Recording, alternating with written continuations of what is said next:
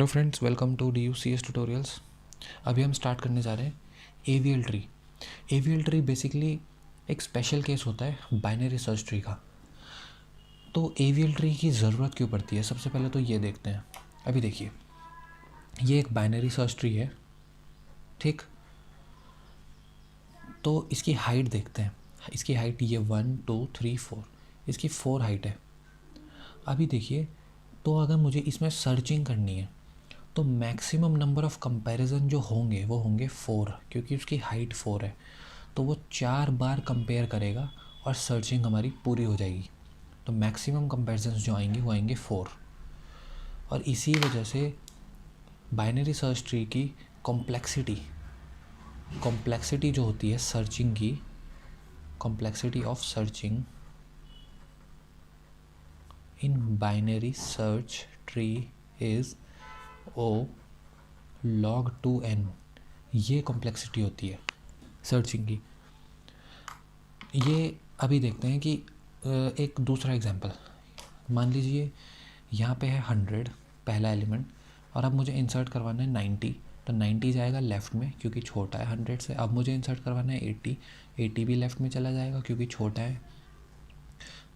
तो ये हमारा एक, ये भी तो बाइनरी ट्री है, बाइनरी सर्च ट्री ये भी है और ये भी है, क्योंकि प्रॉपर्टी ये भी सेम है इसकी भी। तो इसकी हाइट होगी हाइट 1, हाइट 2, हाइट 3, हाइट 4। तो इसकी 4 हाइट है।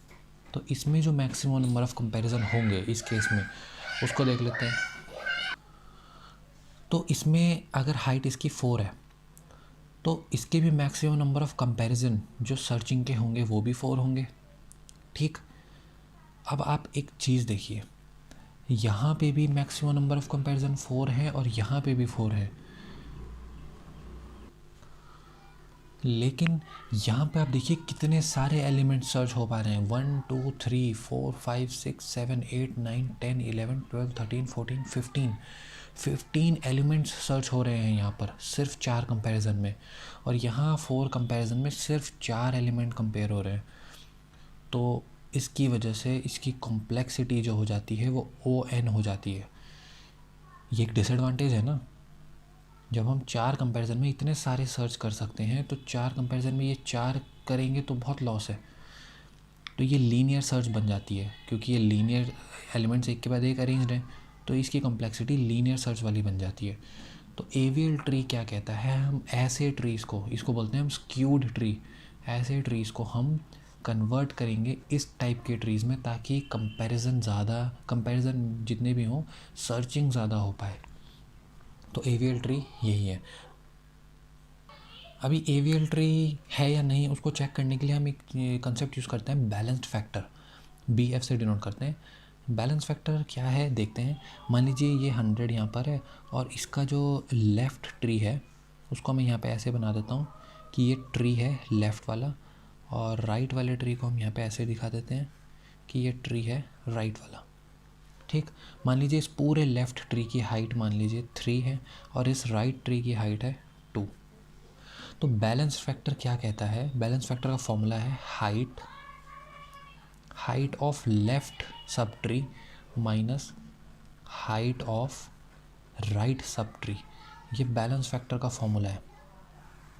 बैलेंस फैक्टर का फॉर्मूला है height of left sub tree minus height of right sub tree. Balance factor her node के लिए निकाला जाएगा, और अगर बैलेंस फैक्टर -1 या 0 या 1 आता है तो वह AVL ट्री है। अब जैसे ये 100 है, इस 100 का बैलेंस फैक्टर अगर मैं निकालूं तो height of left sub tree 3 है, height of right sub tree 2 है, तो 3 - 2 1 आएगा।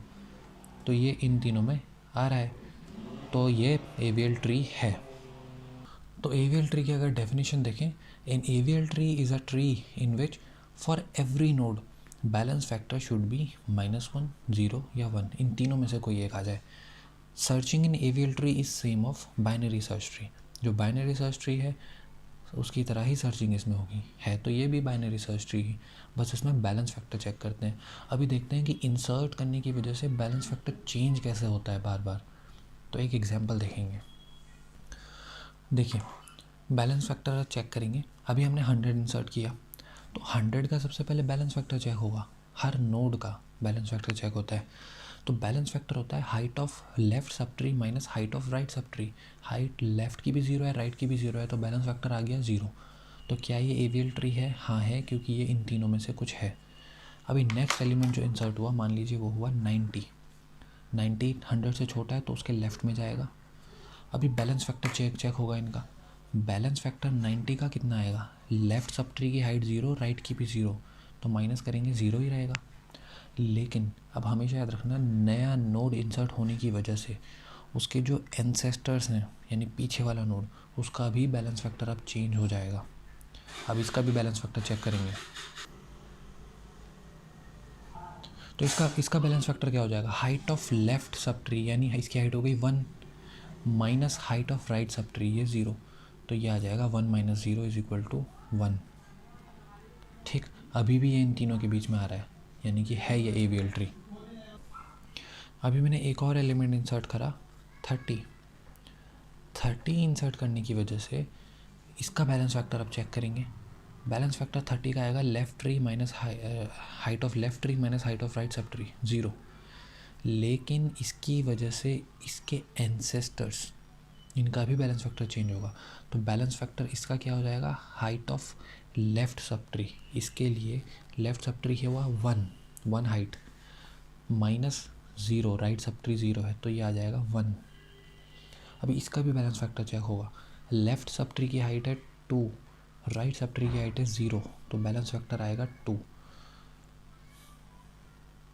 अब देखिए यहाँ पर इसकी वजह से हमारा एवीएल ट्री का कंसेप्ट हो गया ख़राब, क्योंकि इसका बैलेंस फैक्टर अब इनमें नहीं है, 2 आ गया। इसकी वजह से रोटेशंस करना पड़ेगा। ठीक, अभी एक चीज़ और देखते हैं कि मान लीजिए यहाँ पे एक और इंसर्ट हुआ, मान लीजिए 110 इंसर्ट हुआ, तो 110 यहाँ पे आ जाएगा राइट में। तो इसका भी बैलेंस फैक्टर चेक करते हैं। तो बैलेंस फैक्टर इसका तो रहेगा 0, और इसकी वजह से जो बैलेंस फैक्टर इसका रहा होगा, मतलब आप एक चीज़ देखिए कि इसके इंसर्ट होने की वजह से, मतलब मैं ये कहना चाह रहा हूँ, जब हमने 30 इंसर्ट करा, जब 30 इंसर्ट करा होगा तो बैलेंस फैक्टर सिर्फ 90 का हम चेक करेंगे और 100 का चेक करेंगे। इसका 110 का चेक नहीं करेंगे, क्योंकि ये उसका एंसेस्टर नहीं है। 30 के जो एंसेस्टर हैं सिर्फ उसका बैलेंस फैक्टर चेक होता है। ठीक, इसका नहीं चेक होगा। तो अभी जैसे कि आपने वापस आ जाते हैं, बैलेंस फैक्टर जब ख़राब हुआ है तो बैलेंस फैक्टर इसका हो गया 2। अब अगर इसको सही करना है तो यहाँ पे इसको अगर एवीएल ट्री दोबारा बनाना है तो यहाँ मुझे कंसेप्ट अप्लाई करना पड़ेगा रोटेशन। अभी ये नेक्स्ट वीडियो में पता चलेगा कि ये रोटेशंस कैसे होना है, रोटेशंस के टाइप कौन से हैं। Thank you friends for watching this video, and if you guys found this video helpful, then please do hit like button and also subscribe this channel to get more videos on computer science subjects. You can also drop your comments in the comment section below.